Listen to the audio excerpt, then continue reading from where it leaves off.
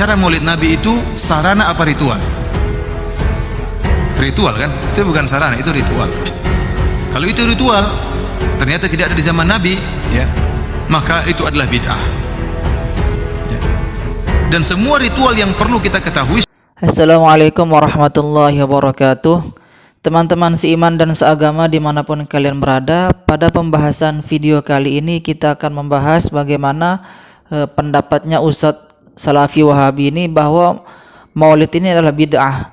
Kenapa? Karena tidak pernah dilakukan pada zaman Rasulullah, tidak pernah dilakukan oleh sahabat, dan tidak pernah dilakukan oleh tabi'ut tabi'in. Maka inilah penjelasan Ustadz Hadi Hidayat mengenai hal tersebut. Semoga kita mendapatkan manfaat dan kebaikan apa yang disampaikan oleh beliau. Mari kita simak videonya.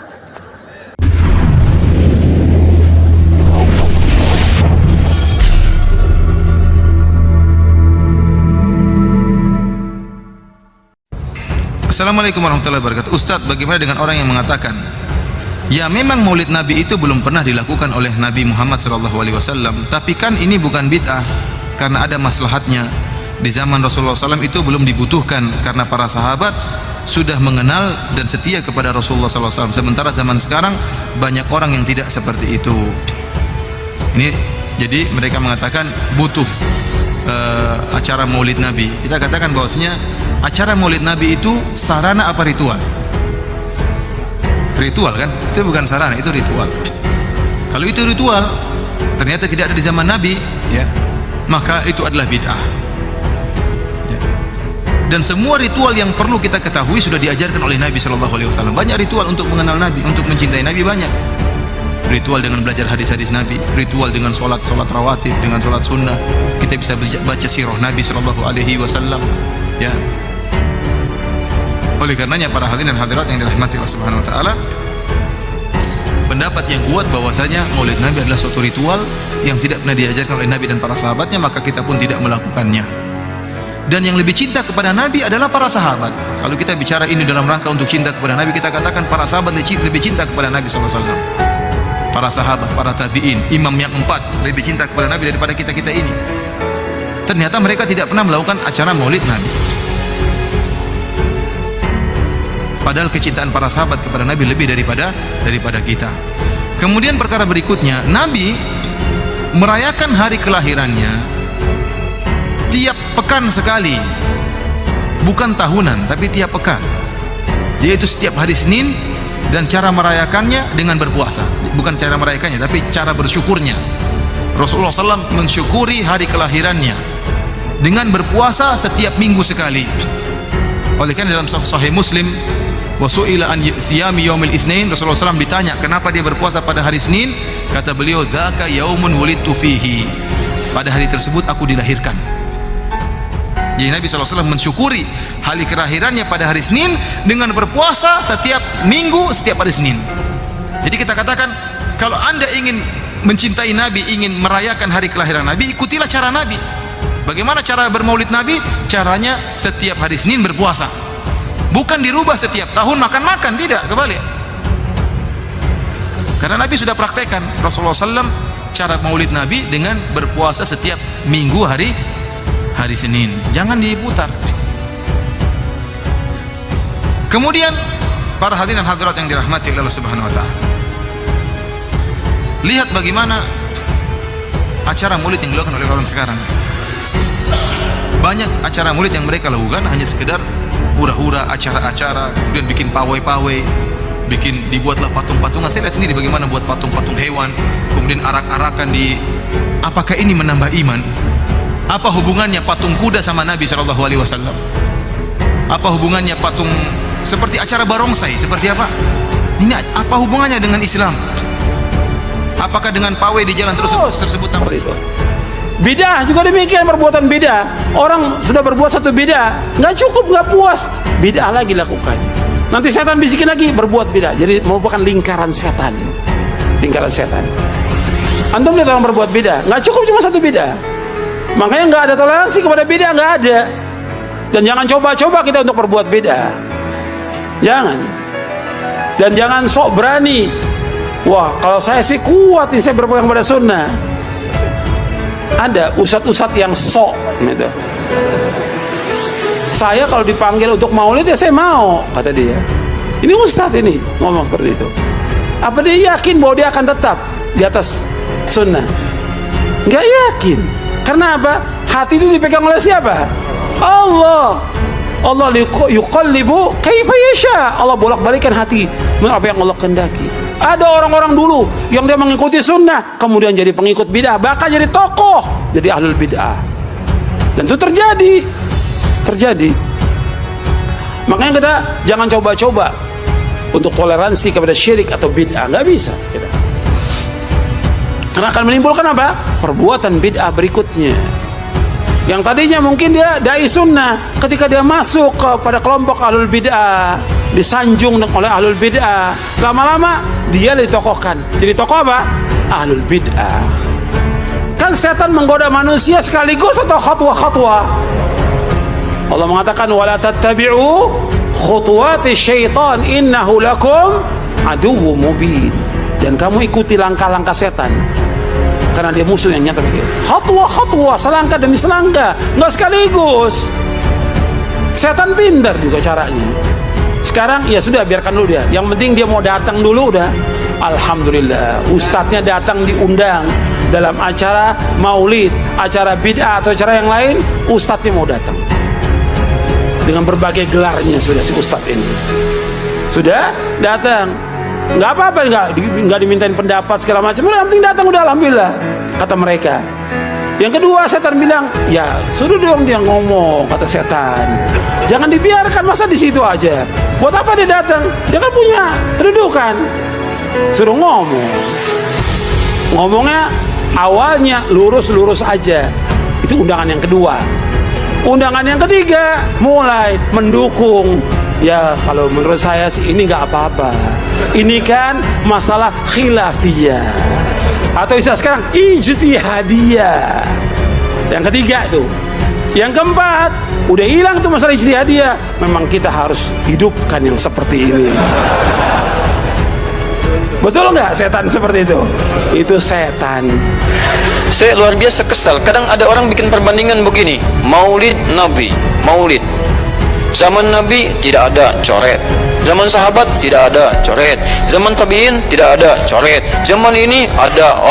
Lalu diserupakan, ikut-ikut ke sini. Antum kalau mengamalkan hukum seperti ini fatal ya. Jangan seketika ini maulid bid'ah, masya Allah, antum tuh bid'ah dari kepala sampai kaki.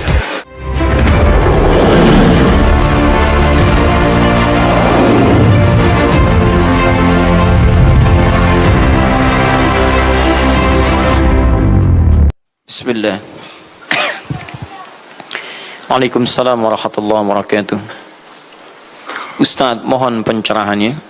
Ini sudah cerah cuaca sudah bagus. Mengenai peringatan Maulid Nabi Muhammad SAW, apa hukumnya? Dan bagaimana kalau umat Islam memperingatinya? Terima kasih atas pencerahannya. Waalaikumsalam warahmatullahi wabarakatuh. Baik, saya ingin kita paham dulu akar persoalannya. Al-Quran surah ke-61 ayat yang ke-6 paling kiri sebelah atas. Quran surah kedua Al-Baqarah ayat 129 paling kiri sebelah atas. Kemudian Al-Quran surah Yunus 10 ayat 57 sampai 58. Ditutup dengan At-Taubah di dua ayat terakhir. Taib. Sudah?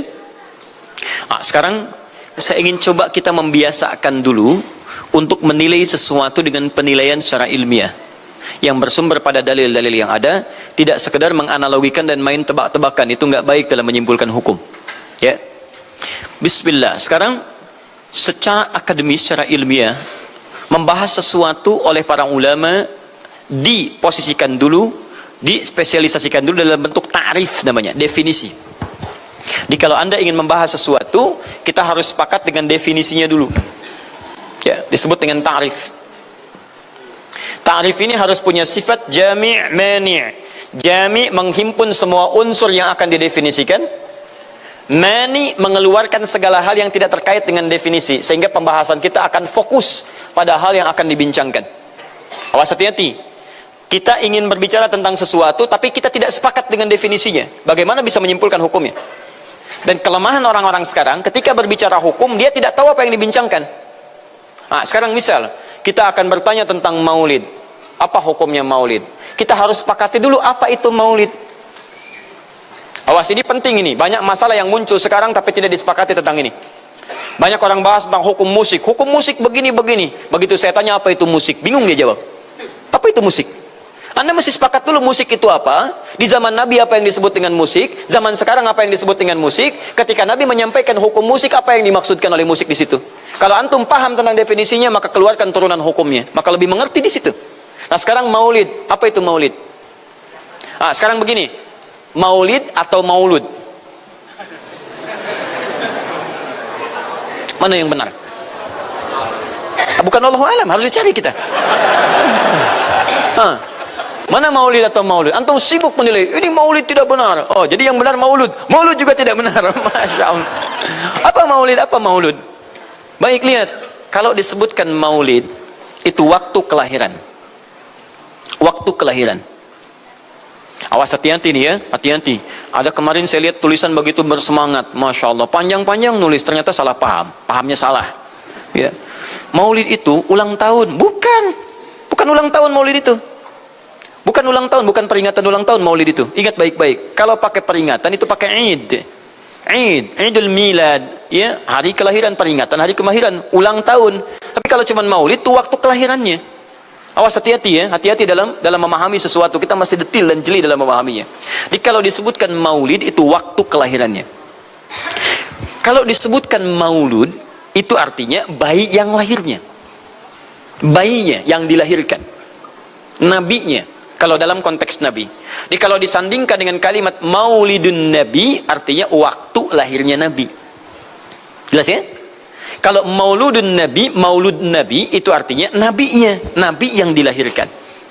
Jelas? Saya ulang, maulid apanya? Waktunya. Kalau maulid Nabi artinya apa? Waktu Nabi dilahirkan. Baik, maulud artinya apa? Nabinya. Kalau maulud Nabi artinya apa? Nabinya yang lahir. Jelas sampai sini? Ah, sudah.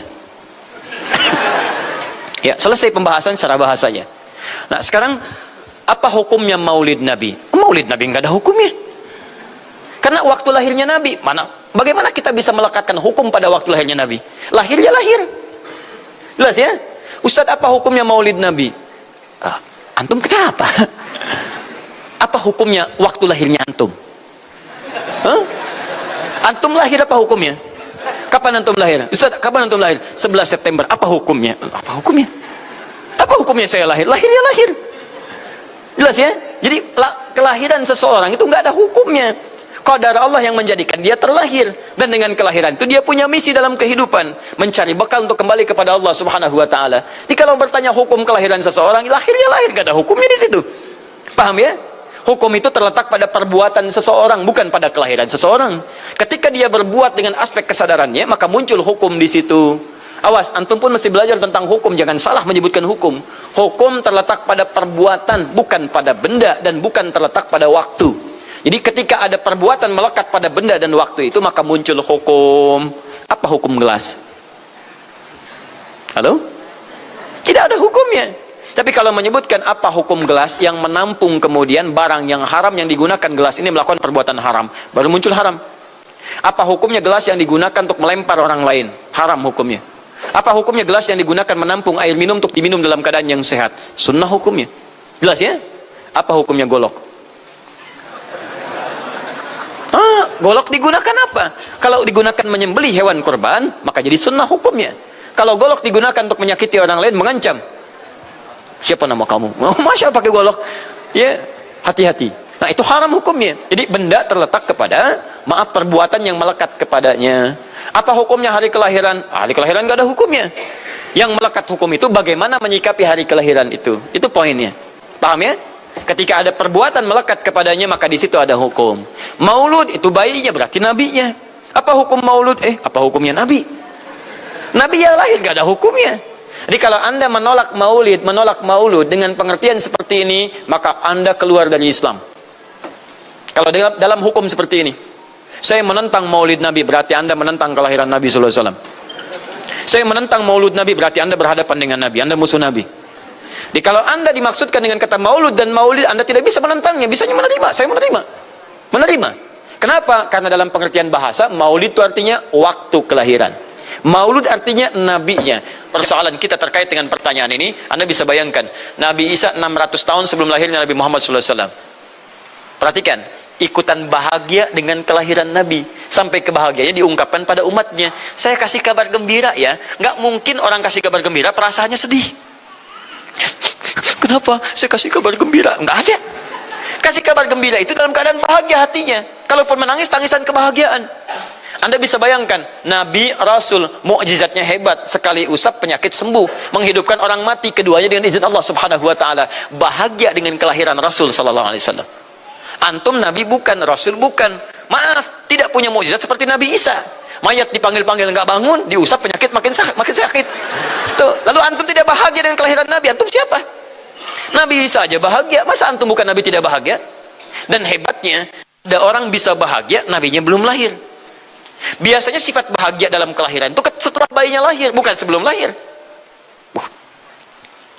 Alhamdulillah. Akhi, kenapa antum? Alhamdulillah, saya punya anak laki-laki namanya Abdurrahman. Kapan? Nanti setelah menikah. Masya Allah. Nikah aja belum, kenapa bisa memberikan kabar gembira? Antum kenapa, akhi? Itu dia, akhi boy tiba-tiba seperti itu. Orang bingung, akan bubar pengajian kalau ustadznya begitu. Ya, jadi mustahil ada orang memberikan kabar gembira ketika bayinya belum lahir. Tapi kemuliaan Nabi Muhammad SAW menjadikan seorang Nabi Isa belum lahir, nabinya sudah merasakan gembira dan memberikan kebahagiaan pada umatnya.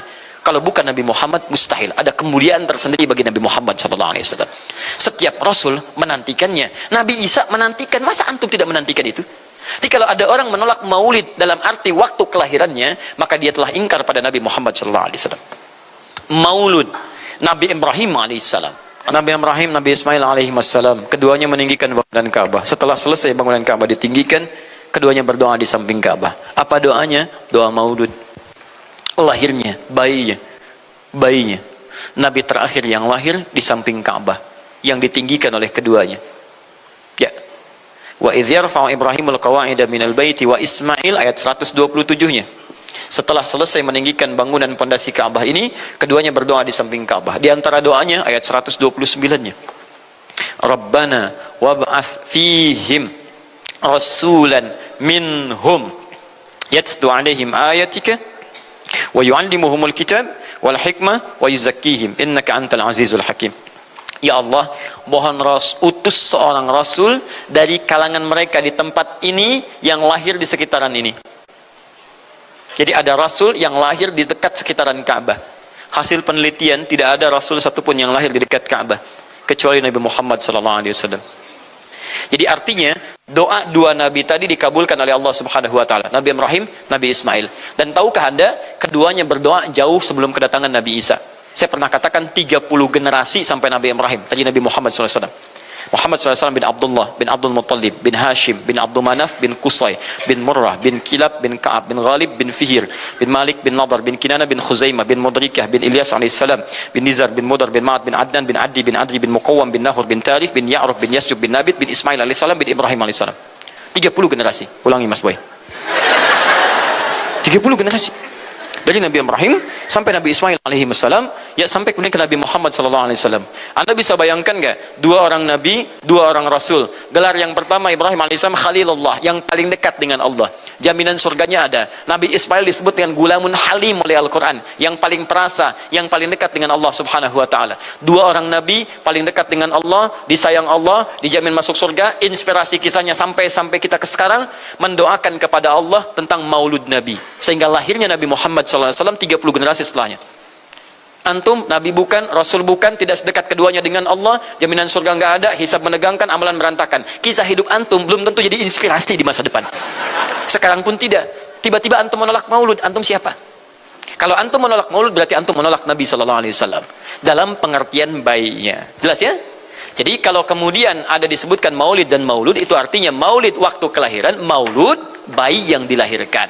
Sekarang bagaimana menyikapi maulid dan maulud itu? Saya tahu nabinya dilahirkan, nabinya sudah ada. Jelas ya? Maka kemudian saya pun tahu waktu kelahirannya. Bagaimana kemudian menyikapi itu semua? Maka Masya Allah, Quran surah ke-11 tadi, 10 tadi, Yunus, ayat 57 sampai 58. Kalau sampai kemudian ke 58-nya, faliyafrahu, gembira antum. Gembira, bahagia, silahkan. Ya, maksud tidak gembira, Nabi Isa gembira, kita tidak gembira. Ya, Nabi Ibrahim gembira, kita tidak gembira. Nabi yang tidak melihatnya gembira, masa kita yang mendapatkan bagian Nabi tidak gembira? Jelas ya? Nabi yang mengharapkan hadir saat kedatangannya gembira. Kita yang mendapatkan kedatangan beliau walaupun tak mampu melihatnya, dan kita menjadi umatnya, masa tidak gembira? Umat dulu bukan bagian umat Nabi Muhammad, karena Nabi Muhammad tidak hadir di zamannya. Gembira dengan berita kedatangan Nabi Muhammad, padahal nabinya belum datang. Masa kita yang jadi umatnya, yang nabinya telah kemudian kita dapati walaupun tidak melihatnya, masa kita tidak ikutan gembira? Maka pertama kita mesti gembira. Maka yang kedua, bagaimana mengekspresikan kegembiraan itu? Maka contoh-contoh dari Nabi SAW, bagaimana mengekspresikan kegembiraan-kegembiraan dengan Nabi SAW itu, pertama Nabi sendiri menyikapi hari kelahirannya dengan berpuasa di hari Senin. Jelas ya?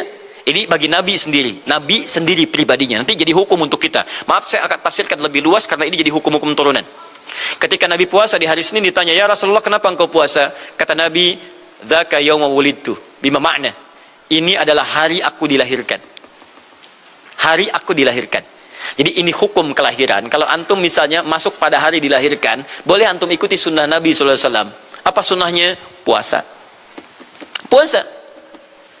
Kenapa puasa? Nabi SAW mencontohkan puasa. Hari Senin beliau puasa.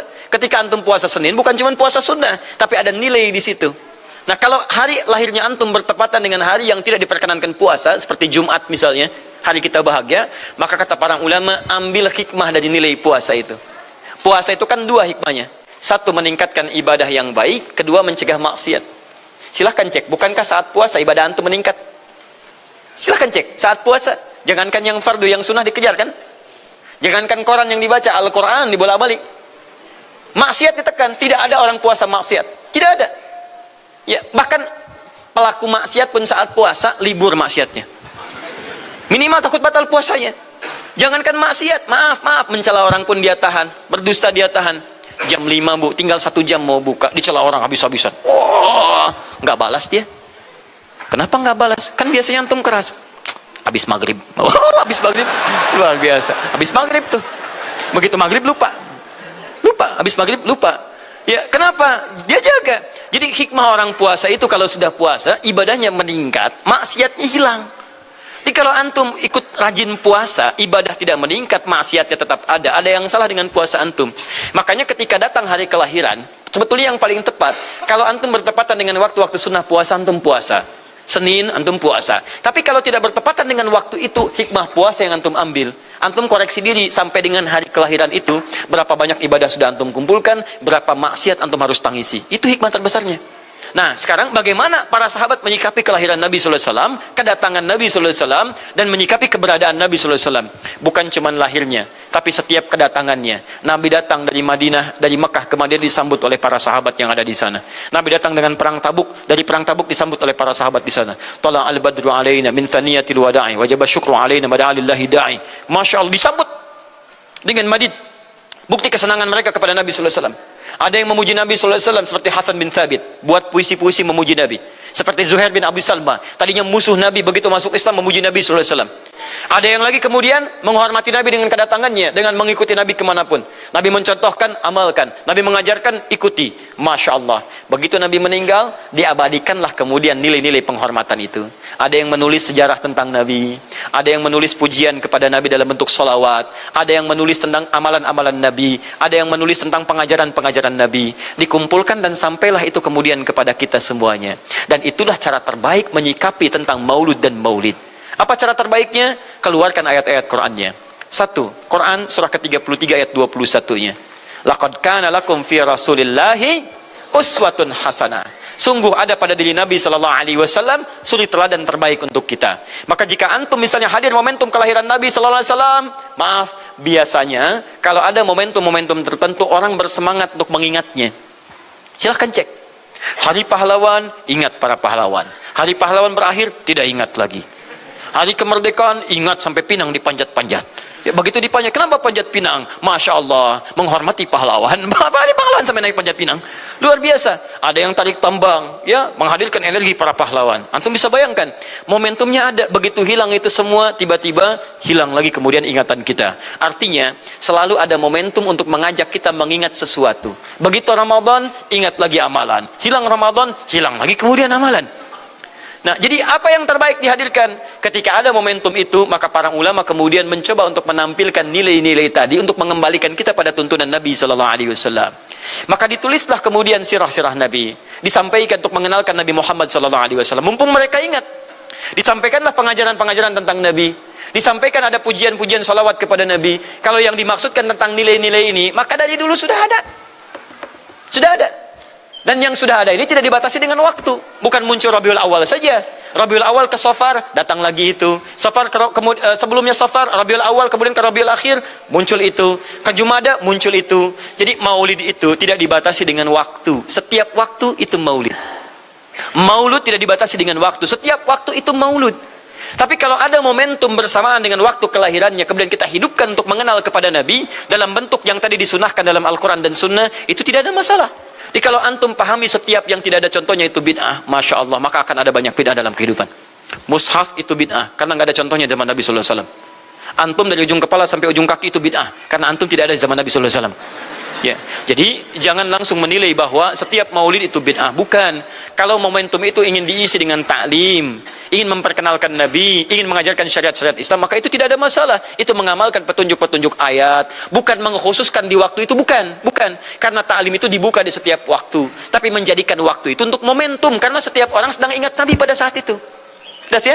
Kapan lagi kita mendapati orang ingat Nabi? Maka ajarkan itu dan pesankan pada saat itu. Teman-teman, jangan cuma pada waktu ini ya. Setiap waktu kita amalkan ingatan kita kepada Nabi Sallallahu Alaihi Wasallam. Dan itulah cara terbaik untuk memberikan penjelasan kepada masyarakat untuk mencintai Rasulullah Sallallahu Alaihi Wasallam. Paham ya? Jangan seketika, oh ini maulid bid'ah, Masya Allah, antum tuh bid'ah dari kepala sampai kaki. Ya.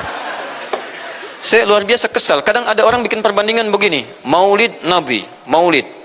Zaman Nabi tidak ada coret. Zaman sahabat tidak ada coret. Zaman tabi'in tidak ada coret. Zaman ini ada. Oh, lalu diserupakan yang ikut-ikut ke sini. Antum kalau mengamalkan hukum seperti ini fatal. Zakat pakai beras. Zaman Nabi coret. Zaman sahabat coret. Ya, zaman tabi'in coret. Zaman ulama coret. Zaman antum ada bid'ah antum. Cara menyimpulkan hukum bukan seperti ini. Lihat turunannya, lihat dalilnya, lihat pemahamannya, lihat turunan-turunan fikihnya. Ya, bagaimana bisa zakat pakai beras ini jadi? Padahal contoh nggak ada, dalil nggak spesifik. Ayo coba temukan, Nabi zakat pakai beras, temukan. Kalau antum menemukan, Masya Allah, saya bermohon kepada Allah supaya Allah mempercepat hajinya antum dan masuk surga tanpa hisab. Tiap hari saya doakan. Tidak cukup dengan amin, cari dulu. Cari di setiap hadis Nabi zakat pakai beras. Saya sampaikan pada antum, sampai kiamat kurang 2 hari, antum nggak akan temukan. Sehari lagi buat sadar, ngapain nyari? Ya. Karena Nabi tidak pernah bersentuhan dengan beras. Silakan cari di kitab hadis palsu pun, sepalsu-palsunya nggak akan ditemukan. Capek pemalsu hadis mengarang hadis palsu tentang itu. Nggak akan didengar, nggak akan dilihat. Kenapa? Karena tidak ada. Ya, kata Muawiyah, hadza irtun, itu makanan pokok. Nabi zakat pakai kurma, pakai gandum. Ya, lihat, karena itu makanan pokoknya. Makanya setiap makanan pokok yang digunakan, kata para ulama, mendekati kaidah usul fikihnya. Lihat, kaidah usul fikih diambil di sini. Setiap yang punya keserupaan dengan itu, sekalipun teksnya tidak jelas langsung menunjuk, itu ada isyarat, namanya qarinah namanya. Kalau ada isyarat menunjukkan kepada itu, maka boleh digunakan sebagai alternatif lain dari makanan pokok yang tidak didapati di masa kita dengan generasi yang berbeda. Tapi kalau makanannya sama di setiap generasi, dia zakatnya pakai itu. Makanya orang Arab sampai sekarang pakai kurma, ada yang pakai gandum. Kita makanan pokoknya bukan itu. Antum makanan pokoknya apa? Beras, Masya Allah, beras. Baik pemirsa, beras itu makanan pokok bagi hewan yang bertembolok ya. Ayam, bebek itu beras. Baik, makanan kita nasi. Dan nasi bersumber dari beras. Baik, nasi bersumber dari beras. Jadi kalau kita ingin zakat pakai beras, boleh tidak? Nah, lihat bagaimana cara pendekatannya. Dalil belum ditemukan aslinya. Seperti maulid tadi, menyikapi dengan taklim macam-macam, nggak ada nas aslinya. Tapi korinahnya ditemukan, sama-sama makanan pokok, sama-sama taklim, sama-sama meminta untuk ikut ajaran, sama-sama mereka ingat tentang Nabi SAW. Maka semua hukum itu kita terapkan, jadilah hukum terapan dalam kehidupan kita. Paham? Dan itu tidak disebut dengan bid'ah. Jelas ya? Bid'ah. Alhamdulillah.